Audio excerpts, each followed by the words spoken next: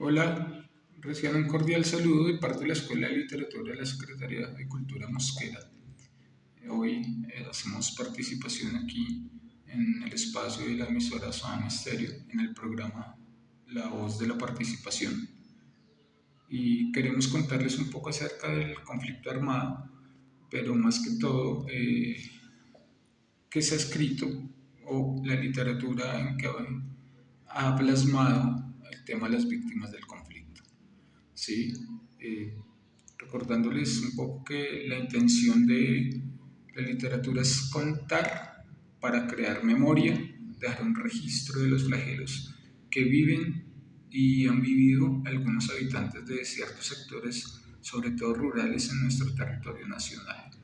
Y pues es importante destacarlo porque los hechos violentos no contribuyen para el buen desarrollo de una sociedad y lo que hacen es marginar, excluir y aislar a muchas poblaciones de su territorio de origen.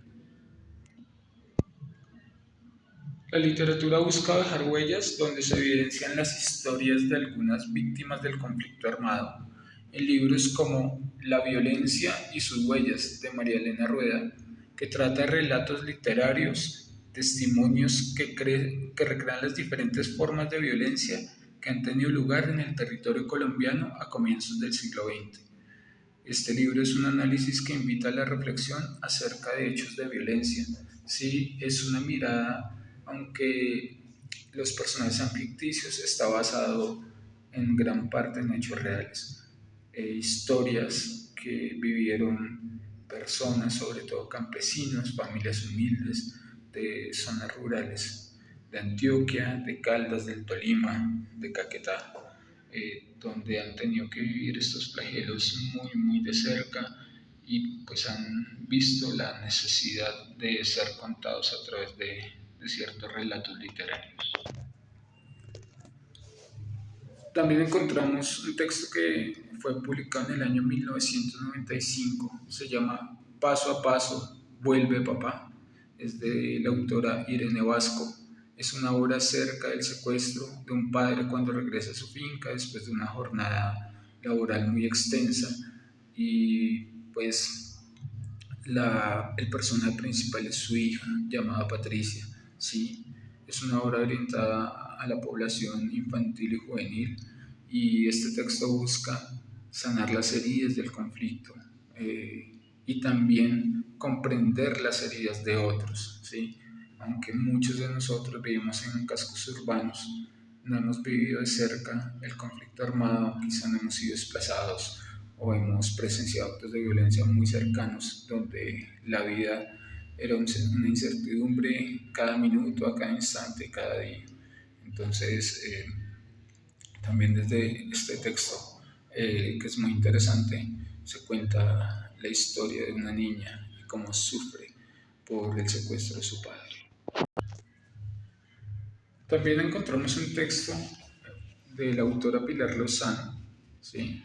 En donde cuenta la historia de un niño quien tenía como mentor y educador a su tío y después de la muerte de su tío no encuentra razón alguna o no encuentra la posibilidad de continuar sus estudios y se ve obligado a unirse a las filas de un grupo guerrillero. ¿Sí? El libro se llama Era como mi sombra y lo interesante de este libro es que el mejor amigo del protagonista también se une a las filas guerrilleras para no dejarlo solo, para acompañarlo, para cuidarlo.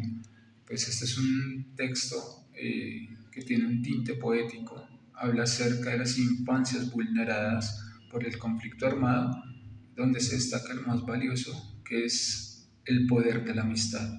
Es algo muy importante porque en este libro esto cuenta, en estas historias que se cuentan, se logra entender cómo la amistad es capaz de burlar a la muerte y también a cualquier clase de conflicto. Y bueno, también el conflicto armado y las víctimas del conflicto armado se han contado en el cine, ¿sí? En ejemplos como la película Los colores de la montaña, donde la infancia es atropellada, donde los chicos a partir de los 12 años son secuestrados y son obligados a unirse a los grupos guerrilleros, ¿sí? A los grupos subversivos alzados en armas. Y esta película es una similitud a la película Voces Inocentes, que habla acerca del conflicto civil y armado que tuvo El Salvador, ¿sí? Donde también los niños eran obligados a que hicieran parte de la guerrilla. ¿Sí? Entonces también podemos, como cierre, decirles que hay muchos textos, muchos artículos de prensa, hay ensayos donde se habla acerca de las víctimas del conflicto armado y nos parece importante destacar que también los falsos positivos tienen más de 4.300 víctimas hasta la fecha y también han sido familias donde se les ha dejado el dolor, donde han sido vulnerados sus derechos y donde la paz y tranquilidad lamentablemente no mora en los corazones de las madres de estas personas inocentes que fueron asesinadas.